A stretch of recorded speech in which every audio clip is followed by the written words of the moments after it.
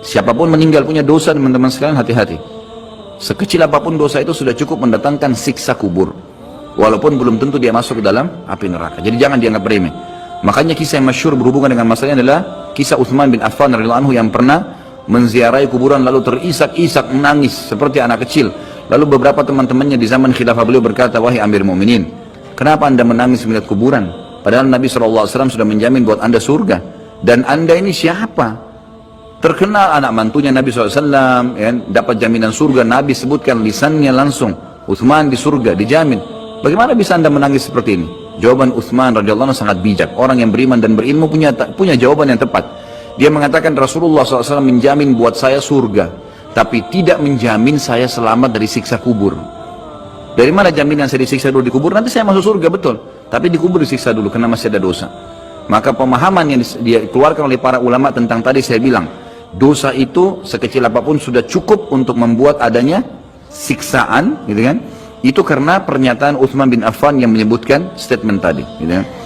Jadi kita harus memahami poin ini, teman-teman sekalian. Makanya jangan pernah tunda minta maaf sama orang, jangan pernah tunda mengembalikan haknya orang lain, jangan pernah menganggap remeh dosa-dosa kecil. Tidak boleh sama sekali. Karena kita akan lihat nanti salah satu penyebab azab kubur adalah tidak cebok pada saat kencing. Masalah kecil yang dianggap kecil oleh orang, gitu kan? Banyak orang anggap remeh. Maaf, banyak saudara-saudara kita yang membawa taksi, kendaraan umum di luar sana, kemudian kadang-kadang kita lihat di pinggir jalan kebelet kencing, main mampir sembarangan saja, ya, kencing sembarangan, tidak membersihkan dirinya. Ini berbahaya, penyebab azab kubur.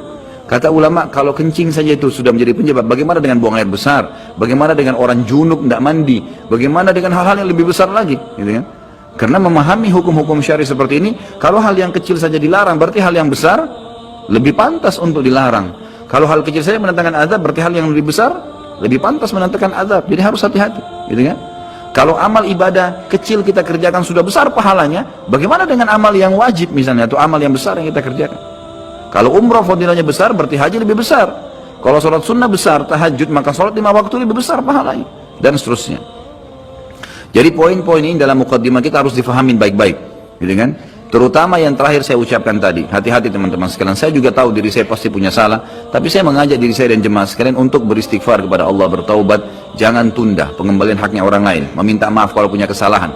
Jangan tunda-tunda, jangan bilang nanti Idul Fitri baru saya minta maaf. Nggak ada perintah dalam agama seperti itu. Sebelum pejamkan mata nanti malam minta maaf semua. Dan orang cerdas adalah orang yang tidak menyiapkan musuh pada hari kiamat. Hati-hati, jangan siapkan musuh siapapun dia.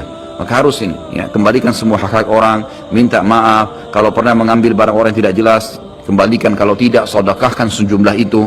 Semua selesaikan, jangan ada masalah. Ya, jangan pernah ada masalah, jangan siapkan musuh.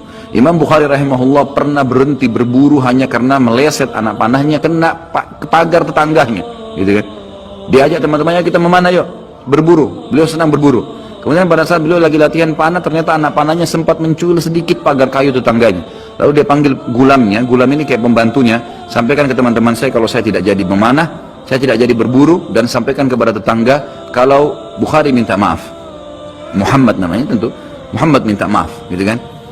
Sampaikan dan siap mengganti pagar yang rusak itu. Begitu pembantunya Imam Bukhari datang ke tetangga tersebut lalu berkata, ya, Syekh Imam Bukhari menyampaikan maaf karena pagar anda tercuil, diperlihatkan. Lalu tetangganya tersenyum dan berkata, jangankan pagar saya, rumah saya semua buat Imam Bukhari.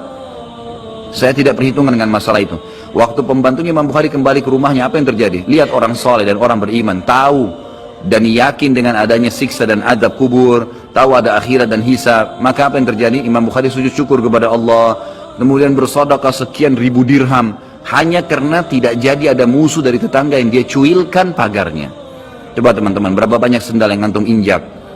Hah? Berapa banyak air yang kepercik kena orang lain? Berapa banyak ini, berapa banyak itu? Berapa banyak yang kita anggap remeh mengambil karena teman punya dan seterusnya. Ini hati-hati, jangan siapkan musuh hari kiamat. Azab kubur datang kepada siapapun yang masih punya dosa. Dan dosa ada hubungannya dengan Allah subhanahu wa ta'ala, ada hubungannya dengan makhluk. Kalau berhubungan dengan Allah azza wa jalla, kita bertaubat kepada Allah. Allah maha pemurah, dia akan terima taubat hamba-hambanya asal ikhlas. Tapi dengan makhluk nggak bisa, mencuri, menggunjing, memfitnah, ya, mengambil, memakan, ya, merusak namanya orang lain, ini nggak boleh. Ini harus selain taubat kepada Allah, meminta maaf kepada orangnya. Nah, ini tidak boleh ditunda ini. Nggak ada gengsi di sini.